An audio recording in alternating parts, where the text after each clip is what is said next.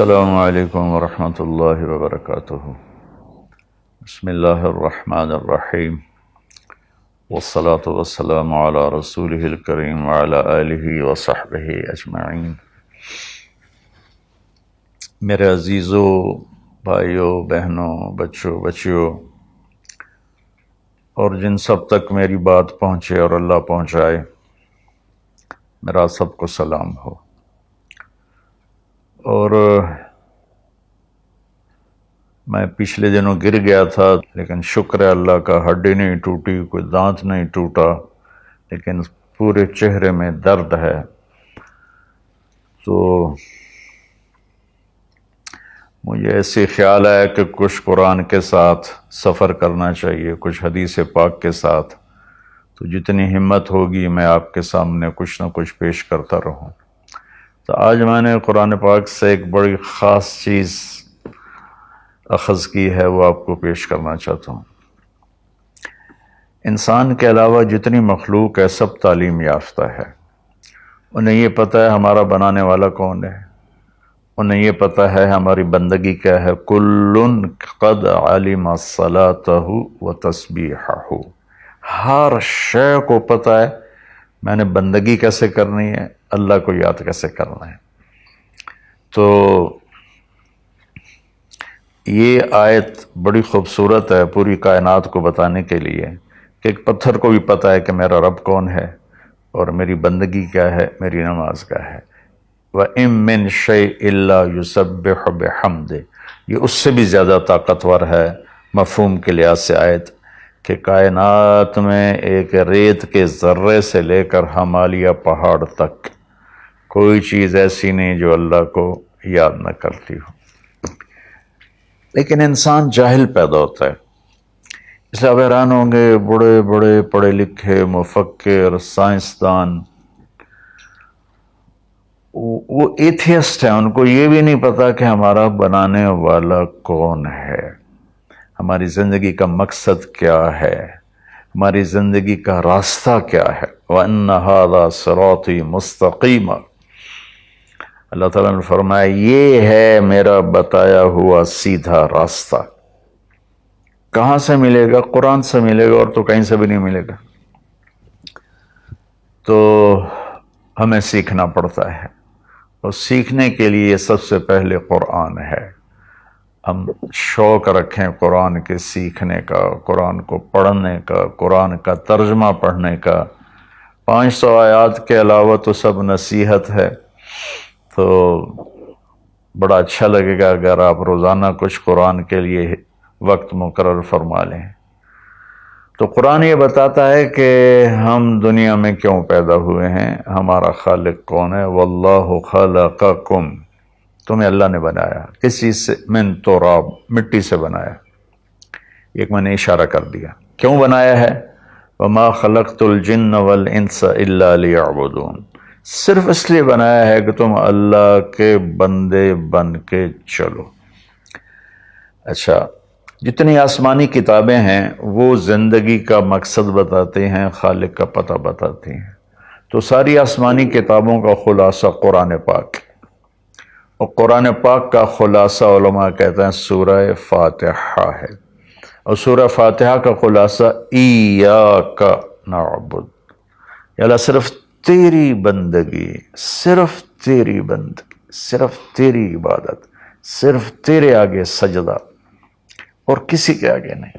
وَإِيَّاكَ نَسْتَعِينُ، اور یا اللہ صرف ہم تجھ سے مدد مانگتے ہیں، تیرے علاوہ ہم کسی سے نہیں مانگتے، یا اللہ صرف تجھ سے مدد مانگتے ہیں۔ ایاک نستعین، ایاک پہلے آیا ہے، پہلے ادھر بھی ایاک پہلے آیا ہے، اس میں یہ مطلب بتایا جا رہا ہے کہ یہ صرف اسی ایک اللہ کی عبادت ہے، اور صرف اسی ایک اللہ سے مانگنا ہے۔ عبد، عبادت عبد سے ہے کہ ہم اللہ کے بندے بن جائیں۔ تو ایک جگہ اللہ نے تعارف کرایا ہے کہ میرے بندوں، میں تمہیں بتاؤں کہ میرے بندے کون ہیں۔ ویسے تو سارے اسی کے بندے ہیں۔ وما خلقت الجن والانس، انسان جنات سب کو اللہ نے پیدا کیا، لیکن اللہ تعالیٰ فرماتا ہے کہ مجھ سے تعلق جن کا ہے اور جنہیں میں کہہ سکتا ہوں کہ یہ ہیں میرے بندے، تو وہ سورہ فرقان میں ہے صرف 12 باتوں کی، 12 باتیں جس مرد عورت میں ہوں گی اللہ اس پہ مہر لگائے گا کہ میرا ہے۔ جب میرا ہے تو پھر اللہ تعالیٰ اس کے ساتھ معاملہ خاص کرے گا نا۔ تو اللہ تعالیٰ کہتا ہے میرے بندو میرا دین تو بہت بڑا ہے، 12، یہ 5 انگلیاں 10 اور یہ 2 12 کہ 12 باتیں اپنے اندر پیدا کر لو، تم میرے بنو گے، پھر جو تمہاری طرف ہاتھ اٹھے گا اس سے میں کاٹوں گا، جو پاؤں اٹھے گا اس سے میں توڑوں گا، جو آنکھ اٹھے گی اس سے میں پھوڑوں گا، تو پہلے میرے بنو تو صحیح۔ وہ کیا ہیں؟ وَعِبَادُ الرَّحْمَنِ الَّذِينَ يَمْشُونَ عَلَى الْأَرْضِ هَوْنًا، پہلی صفت کہ اللہ کہتا ہے میرے بندے کون ہیں؟ کہتا ہے جو زمین پر عاجزی اور تواضع اختیار کرے۔ اللہ اکبر۔ زمین جب کسی کو اقتدار مل جاتا ہے تو اکڑ کے چلتا ہے، پیسہ مل جاتا ہے اکڑ کے چلتا ہے، شہرت مل جاتی ہے اکڑ کے چلتا ہے۔ تو اللہ نے کہا پہلی نشانی کیا ہے؟ عاجزی اختیار کرو۔ تو کوئی وظیفہ نہیں بتایا، کوئی تسبیح نہیں بتائی، کہا عاجزی اختیار کرو، اپنی حیثیت کو یاد رکھو کہ اول نطفہ ہوں، آخر ایک مردار ہوں، کچھ عرصے کے بعد چند مٹھی مٹی ہوں، اور پھر اللہ مجھے کھڑا کرے گا تو اس دن دیکھا جس کی نیکیاں بڑھیں گی تو وہ عزت دار ہے، جس کی گھٹ گئیں وہ ذلیل و خوار ہے۔ تو پہلی صفت ہے کہ اللہ کے بندے وہ ہیں جو عاجزی اختیار کرتے ہیں، صرف یہ نہیں کہ زمین پر تواضع سے چلنا نہیں، وہ پوری زندگی ان کی عاجزی کی ہوتی ہے۔ سورہ لقمان میں ہے کہ لا تمش فی الارض مرحا، بیٹا اکڑ کے کبھی نہ چلنا، انک لن تخرق الارض ولن تبلغ الجبال طولا، کہ تو نہ تو پہاڑوں سے اوپر قد لے جا سکتا ہے، نہ ایڑی مار کے زمین پھاڑ سکتا ہے۔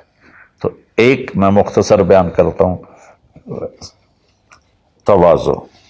دوسری تواضع سے جڑی ہوئی بات ہے کہ تواضع کا پتہ کب چلے گا؟ وہ دوسری صفت ہے وَإِذَا خَاطَبَهُمُ الْجَاهِلُونَ قَالُوا سَلَامًا۔ سبحان اللہ۔ جب ان سے کوئی، یہاں جاہلون سے مراد ان پڑھ نہیں، جاہلون سے مراد ہے زیادتی کرنے والا۔ وَأَعُوذُ بِكَ مِنْ أَنْ أَجْهَلَ أَوْ يُجْهَلَ عَلَيَّ، یا اللہ میں پناہ چاہتا ہوں کوئی میرے اوپر زیادتی کرے یا میں کسی پر زیادتی کروں۔ یہاں جہالت سے مراد ہے زیادتی کرنے والا، بدتمیزی کرنے والا۔ تو وہ کیا کرتے ہیں؟ قالوا سلاما، وہ یہ نہیں کرتے کہ اس سے کتنے لوگ قطع تعلق مراد لیتے، باجی السلام علیکم تو ڈرا ہو رہے ساڈا راہ ہو رہے۔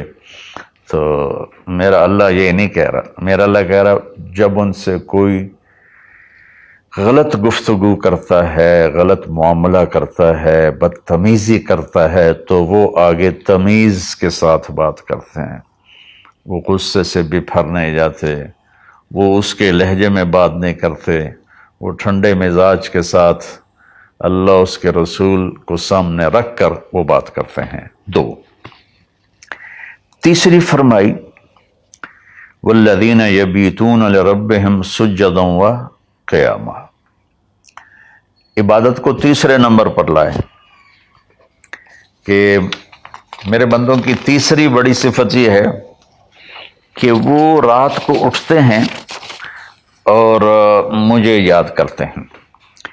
اچھا، اب آج کل سستی کا زمانہ ہے، میرے نبی نے ایک حدیث سنائی تو وہ بہت بڑی خوشخبری ہے آپ کے لیے۔ جو عشاء کی نماز باجماعت پڑھ لے اور صبح کی نماز باجماعت پڑھ لے تو اس کی رات تہجد میں لکھی جائے گی۔ قربان جاؤں اپنے نبی کی رحمت پر اور ان کے رحمت للعالمین ہونے پر کہ میرے جیسا جو سر درد کا مریض ہے وہ رات کو نہیں اٹھ سکتا تو عشاء باجماعت پڑھ لے اور فجر باجماعت پڑھ لے، ساری رات عبادت ہے۔ باقی یہ تو ہے یعنی بالکل وہ 33 نمبر والا کام ہے، لیکن ہم پاس لوگوں میں شمار ہیں، اس صفت کے حقدار کہلائیں گے۔ باقی اصل وہ ہیں جو راتوں کو اٹھ کر یاد کرتے ہیں، ایک ہوک سی دل میں اٹھتی ہے، ایک درد جگر میں ہوتا ہے، ہم رات کو اٹھ اٹھ روتے ہیں جب سارا عالم سوتا ہے۔ تو عشق تو ایسی چیز ہے۔ ملحب کلام قد نزخرفہ ان المحبت قلب وہبناہ۔ محبت اسے نہیں کہتے کہ محبوب کو چکنی چپڑی باتیں کہو، جی میں قربان جاؤں، میں صدقے جاؤں، میں واری جاؤں، آپ کے بغیر تو جی نہیں سکتا، باتوں سے نہیں کہ محبت ہے دل کو اس کے قدموں پہ نچھاور کر دو۔ بہت خوبصورت بات اللہ نے کی ہے۔ تو جو لوگ ماشاءاللہ راتوں کو اٹھتے ہیں ان کو مبارک ہو، لیکن ہمارے جیسے کمزور بھی اس فضیلت میں ہیں۔ عشاء با جماعت پڑھ لو، فجر با جماعت پڑھ لو، اور پھر اللہ تعالیٰ پہ قربان جائیں کہ ان کی جو ہے نا دعا اللہ تعالیٰ بتاتا ہے، والذین یقولون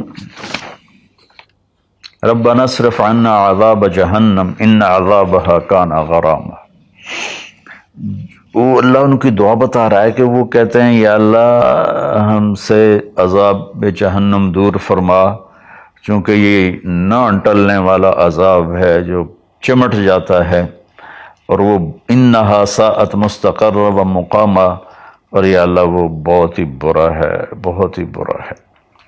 تو تہجد اور دعائیں، دعا بہت بڑی طاقت ہے، بہت بڑی طاقت ہے، بہت بڑی طاقت۔ ہم نے دعا ایسے ہی بنائی ہوئی ہے، فرض نماز کے بعد مولوی صاحب رٹے رٹائے جملے بولتے ہیں، ہم پیچھے آمین کہتے ہیں۔ دعا وہ ہے جو آپ تنہائی میں اللہ کے سامنے گڑ گڑا کر بولتے ہیں۔ میرے نبی نے فرمایا اللہ کے سامنے روو، اچھا اگر علم تبکو فتباکو، اچھا اگر تمہیں رونا نہیں آتا نا تو رونے کی شکل بنا لو۔ چوتھی چیز بتاتے ہیں، والذین یقولون ربنا اصرف عنا عذاب جہنم ان عذابها کان غراما انہا ساءت مستقر و مقاما۔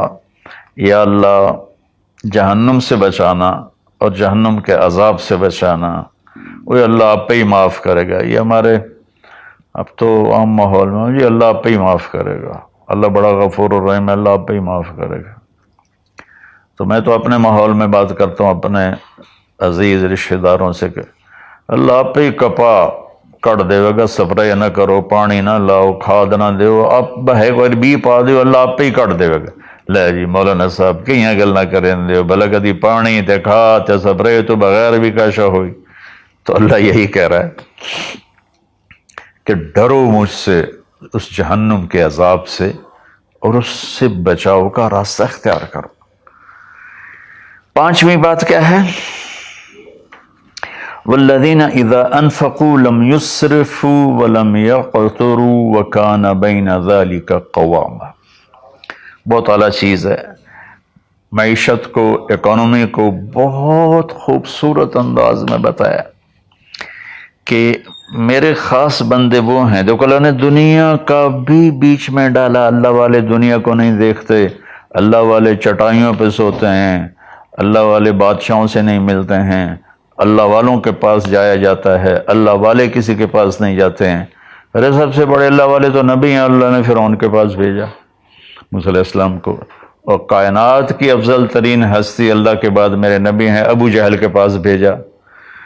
تو یہاں ان کی معیشت کو بتایا جا رہا ہے کہ میرے بندے وہ ہیں جتنا ہم نے ان کو دیا ہے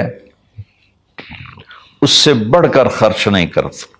قرضے اٹھا لیے، شادی آ گئی، اس پر مجھے ایک بتا رہا تھا ساتھی کہ ایک آدمی نے اپنے بچے کی شادی کی تو 40 لاکھ کی آتش بازی چھوڑی۔ یہ اللہ اس سے منع کر رہا ہے کہ میرے بندے وہ ہیں کہ جو ایسے نام و نام 40 لاکھ روپے کو آگ لگا دی، اس 40 لاکھ روپے پر کتنے غریب بچیوں کی شادیاں ہو جاتی، کتنے مریضوں کا علاج ہو جاتا۔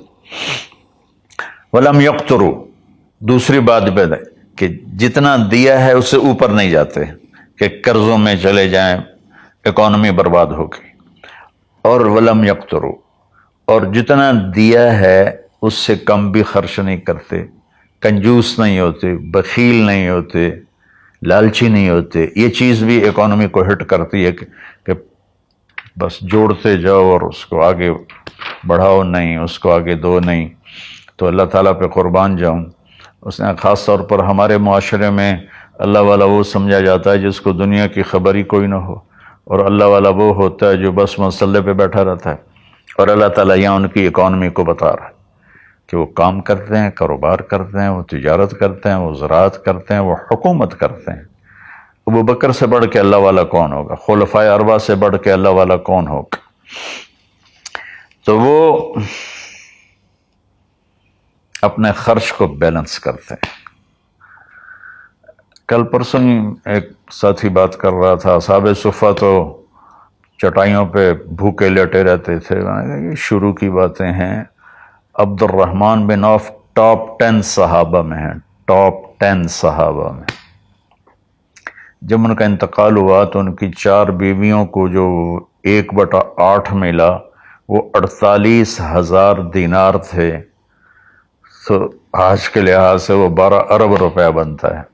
جس آدمی کا 1/8 12 ارب ہو تو پورا کتنا ہوگا؟ اور 10,000 بکریاں، 1,000 اونٹ، 1,000 گھوڑے، اور شام، عراق، مصر، حجاز میں زمینیں، جائیدادیں، باغات۔ یہ تو پھر اللہ والی کوئی نہیں، اور اللہ کا نبی کہہ رہا ہے یہ ابو بکر جنتی، عمر جنتی، عثمان جنتی، علی جنتی، طلحہ جنتی، زبیر جنتی، عبد الرحمن بن عوف جنتی، اور ابو عبیدہ بن جراح جنتی، سعد بن ابو وقاص جنتی، اور سعید بن زید جنتی۔ یہ سب بڑے، 4 تو ویسے ہی حکمران ہیں، خلفاء ہیں۔ اور حضرت زبیر کے 1,000 غلام تھے جو ان کی کھیتی باڑی اور تجارت کو سنبھالتے تھے، اور حضرت طلحہ کے امپورٹ ایکسپورٹ کے لیے بحری جہاز چلتے تھے۔ سعد بن ابی وقاص کا وہ مدینے کی جنوب کی طرف وادی عقیق ہے، جو آج کے زمانے کا ڈیفنس کہہ لیں، وہاں ان کا سرخ پتھر کے سے بنا ہوا محل تھا۔ تو چونکہ پوری سیرت ہمارے سامنے نہیں، تو بس وہ ایک ہی چیز دیکھتے ہیں کہ بس یہ اللہ والے تو پھٹے کپڑے ہوتے ہیں، اللہ والے تو کسی سے ملتے ہی نہیں، اللہ والوں تو ستو پھانک کے زندگی گزار لیتے ہیں۔ جب اللہ نے صحابہ کو مال دیا تو عثمان رضی اللہ تعالی عنہ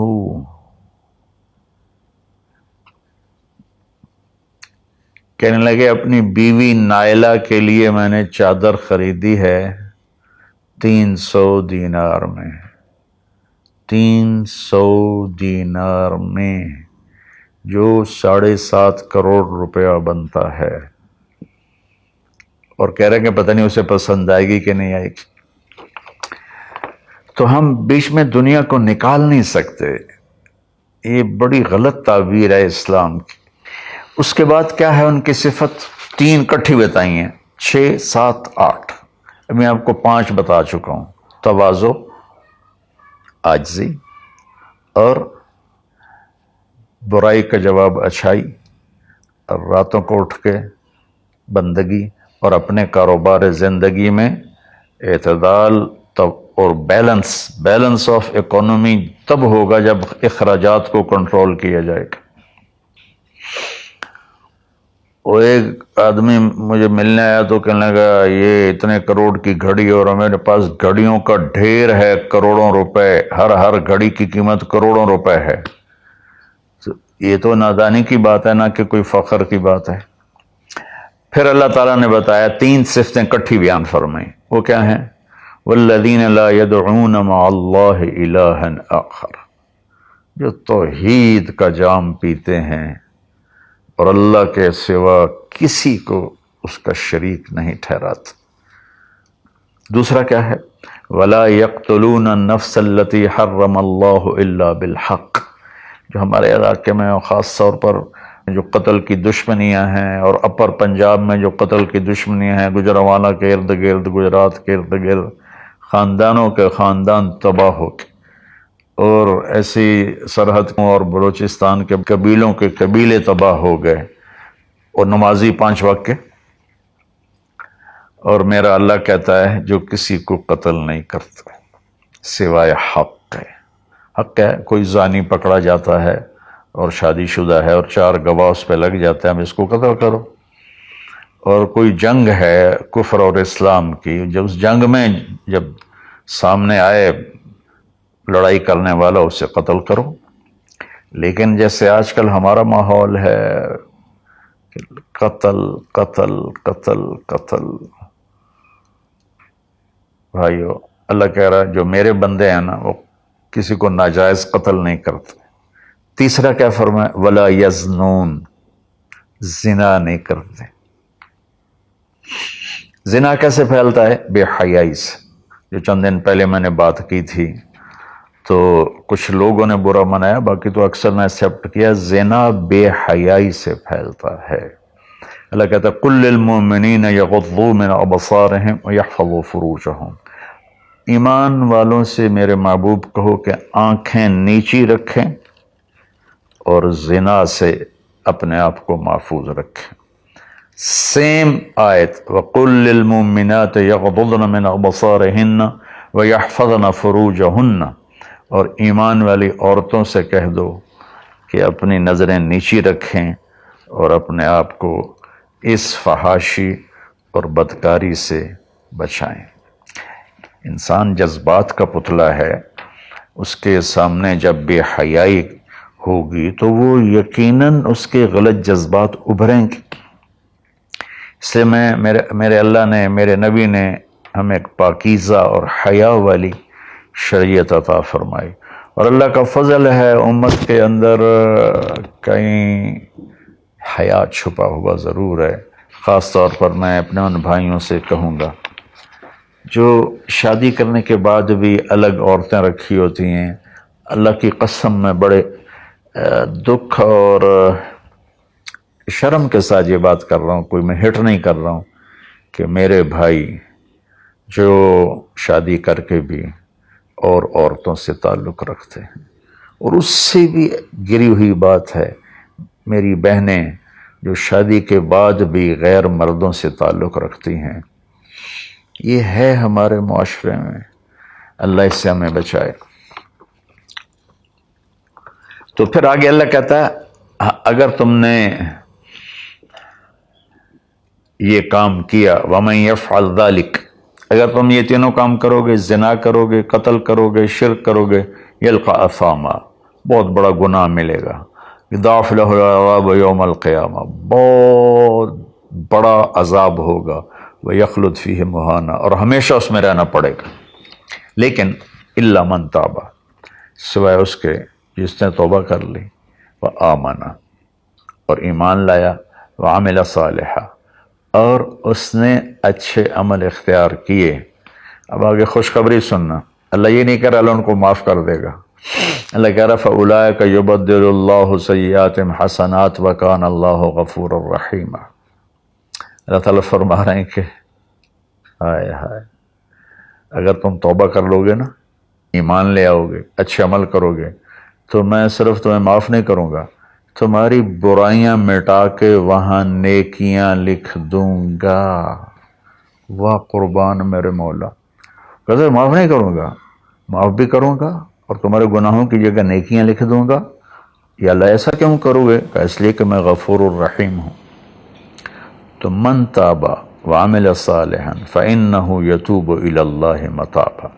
آگے اللہ نے بتایا کہ توبہ کرنے والا ہے کون؟ جو توبہ کرنے کے بعد اپنے عمل کو بدلتا ہے، اچھا کرتا ہے، یہ ہے صحیح توبہ کرنے والا. لیکن ایک خوشخبری سنا دو. مثلا ایک آدمی کی توبہ کر کے توڑ دیتا ہے. چند دن پہلے ایک نوجوان کا فون تھا، روز نے دھاڑے ماری کہ جی توبہ کرتا ہوں، پھر 15 دن بعد ٹوٹ جاتی ہے، پھر توبہ کرتا ہوں، پھر 15 دن بعد ٹوٹ جاتی ہے. میں نے کہا توبہ کرتے ہو؟ کہتا جی کرتا ہوں. میں نے کہا معاف ہے. وہ انسان ہی نہیں جس سے خطا نہ ہو. وہ انسان ہی نہیں جو بھولے نہیں. تو میرے اللہ نے توبہ کی کوئی لمٹ نہیں رکھی، نہ عدد نہ عمر. بھائی تو 60 سال کا ہو گیا ہے، تجھے حکومت پاکستان ریٹائر کرتی ہے، ہم بھی تیری توبہ قبول نہیں کریں گے. یا بھائی تو 3 دفعہ کر چکا ہے گناہ، اب ہم تیری توبہ قبول نہیں کریں گے. اللہ تعالیٰ کہتا ہے لو بلغت الذنوب عنان السماء ثم استغفرتنی غفرت لک ولا ابالی. میرے بندے میں اتنا بڑا رحم کرنے والا ہوں، تم ایک عورت یا ایک مرد اتنے گناہ کرو کہ زمین پہ رکھتے رکھتے رکھتے رکھتے آسمان کی چھت کو لگا دو، پھر ایک دفعہ کہو یا اللہ معاف کر، تو میں ساری معاف کر دوں. ہمارا اللہ بڑا پیارا اللہ ہے. اچھا، 9ویں صفت کیا ہے ان کی؟ والذین لا یشہدون الزور واذا مروا باللغو مروا کراما.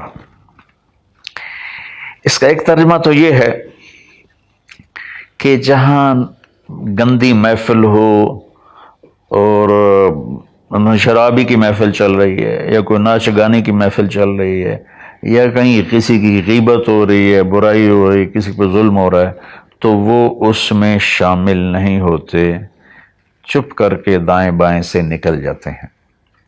دوسرا ترجمہ یہ ہے کہ جو جھوٹی گواہی نہیں دیتے، جو جھوٹی گواہی نہیں دیتے. اچھا، اس میں ایک بڑی اور خوبصورت بات ہے، مروا کراما وَإِذَا مَرُّوا بِاللَّغْوِ مَرُّوا کراما. میں دیکھوں گا شراب پی رہے ہیں بچے تو میں کہوں بدبخت، نامراد، ذلیل، کمینے، شرابیں پی رہے ہیں، چرس بیچ رہے ہیں یا چرس پی رہے ہیں، میرا یہ معاملہ ہوگا.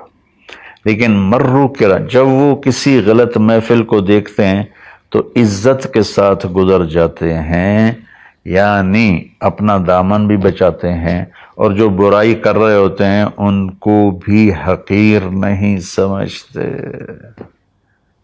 میں اپنے دیندار طبقے کے سامنے ہاتھ جوڑتا ہوں کہ غلط راہوں پہ چلنے والوں کو حقیر نہ جانیں، ان سے نفرت نہ کریں، ان سے پیار کریں.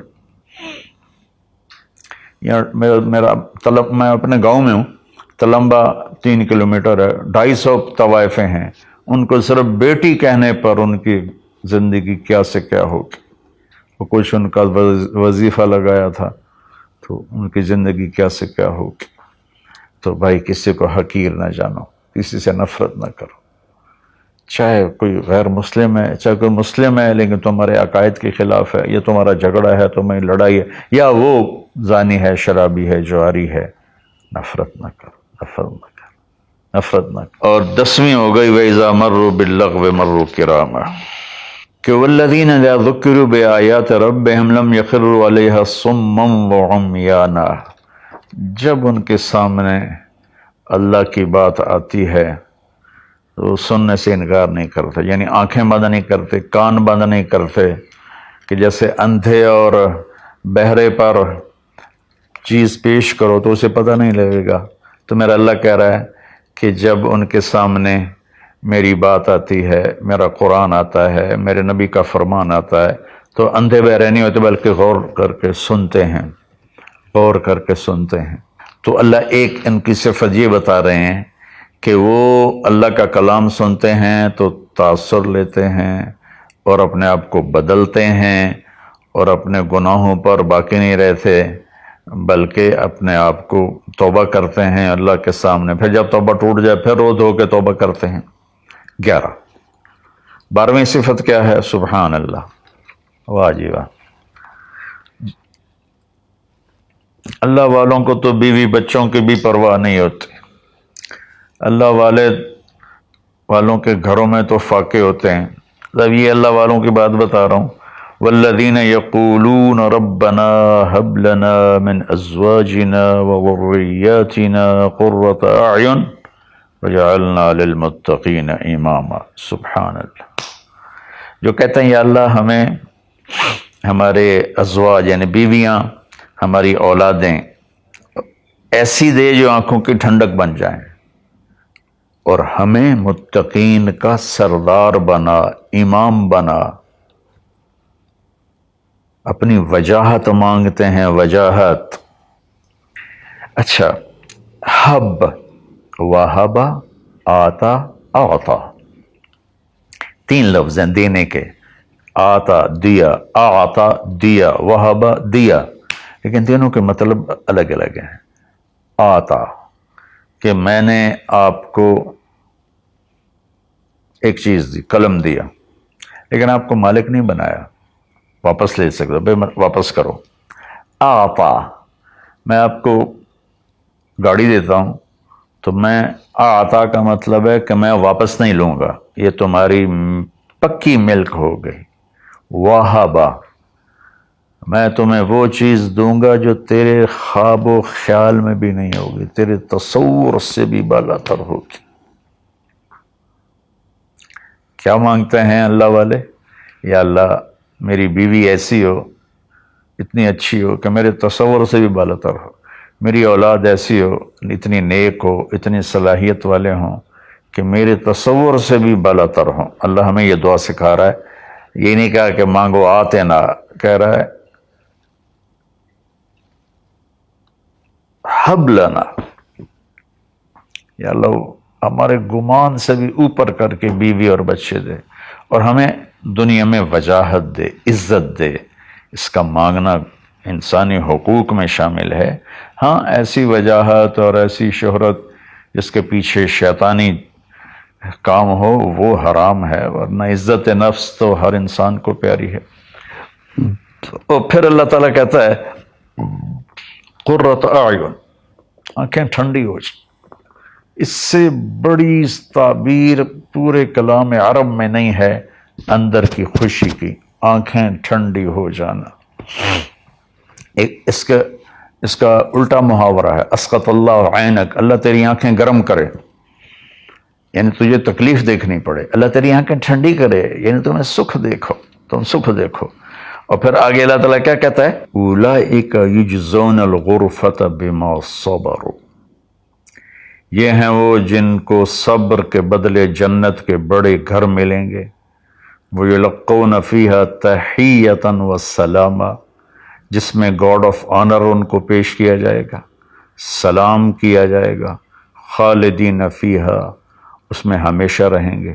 حسنت مستقرا و مقاما، جو ہمیشہ کے لیے خوبصورت رہے گا، اس کا حسن بڑھتا رہے گا، اور تمہارا بھی قیام کبھی نہ ختم ہوگا۔ میری بات تھوڑی لمبی ہو گئی، معافی چاہتا ہوں، لیکن میرے دوستو اللہ کے واسطے جو کام کرو اللہ کے بندے بن کے کرو۔ سیاست کرنی ہے اللہ کے بندے بن کے کرو، تجارت کرنی ہے اللہ کے بندے بن کے کرو، ملازمت کرنی ہے اللہ کے بندے بن کے کرو، زراعت کرنی ہے اللہ کے بندے بن کے کرو۔